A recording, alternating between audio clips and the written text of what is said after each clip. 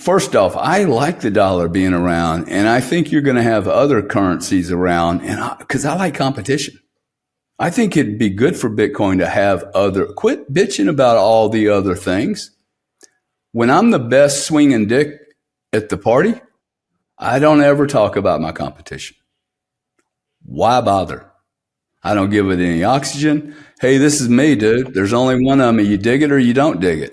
You can go and do business with my brother, but he's not the Bitcoin guy.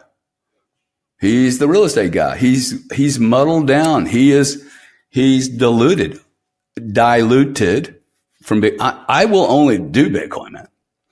I mean, just for me, Bitcoin or a business related to Bitcoin, because the opportunity is so large. And I don't have all these little games that can be played, changed, manipulated, but I don't think they're going away. I think you're going to have I hope we have a BRICS market. I think that's good for the market, dude. I hope we have 5 markets. You're going to end up with a digital market, and I think you're going to have 4 or 5 geopolitical logistics type markets. And I think that's all very, very healthy. And maybe even we will have a couple of virtual sovereign markets, which I think would be really exciting. As someone that doesn't need to have a physical country to live in, could I live in a virtual one with sovereign rules? That could be the utopia. But even then, man, human beings are flawed, okay? We're very complex. And so I just don't see, Bitcoin does not solve you and I not liking each other and not being able to deal with each other without violence. It doesn't solve that. We still have a lot, we have we have a horrific education. Greatest country in the world, and we're the most fat, blubbery, slobby people on the planet. I'm just going to use the words, okay? Total retards related to obesity. I spent 14 years in Europe, and when I come back to America, I would get nauseated looking at the volume of food sitting on plates. And this thing like, hey, always finish your food. Why? I don't ever finish my food. I literally have a plate of food and I leave just a little bit. That's stranded food now. Now, maybe the guy next time won't cook me as much. I went to a restaurant one night, $100 steak, and I'm like, hey, I eat 4 ounces of meat. That's it. It's a 22-ounce steak. Can you just cut 4 ounces and sell the other 18 to somebody else? They wouldn't do it for me.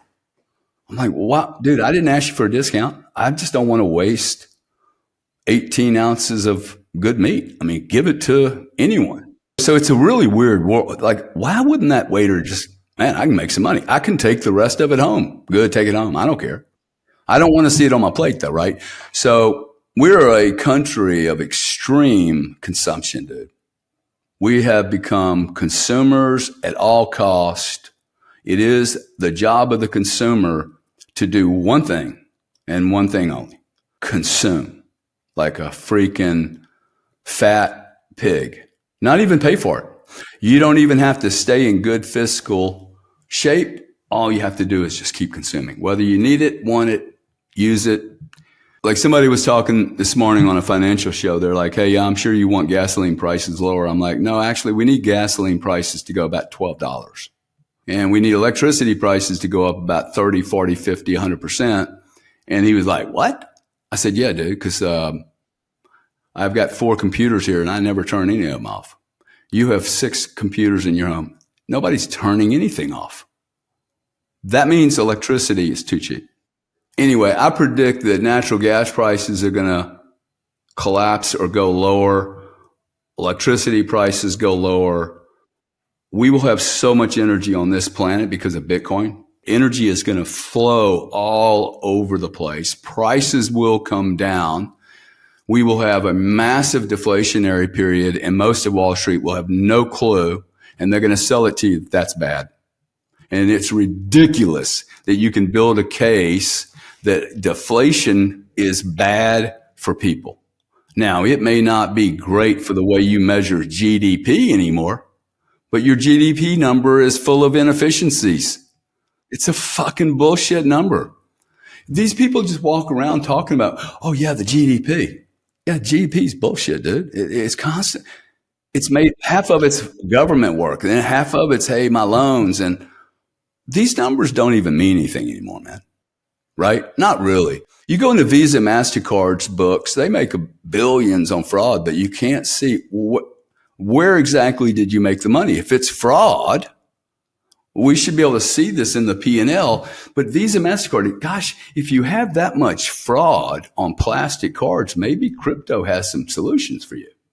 But if you start seeing they're making $10 billion a year from fraud, and oh wow, they own companies that actually sell fraud services.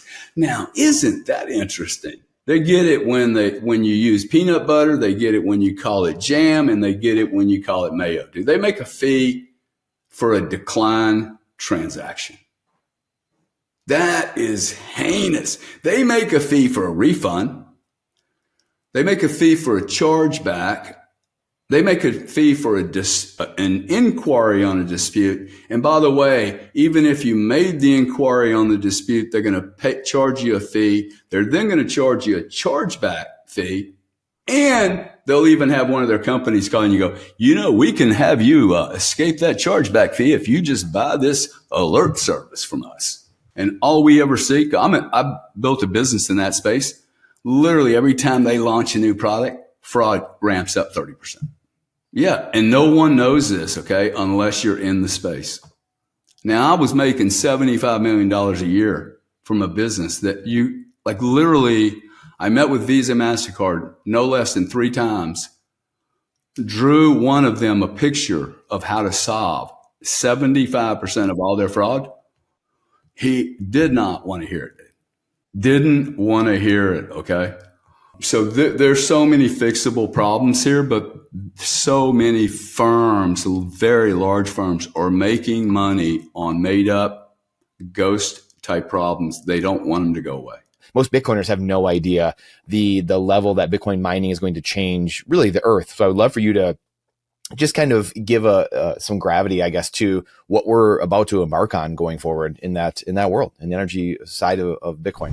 If you want the answer to that question right there and you like that spicy clip, check it out here. Come on, we'll see you in there. But if you want the full interview in its entirety, all the spicy clips put together, and you're not going to want to miss it, believe me, then check that out here.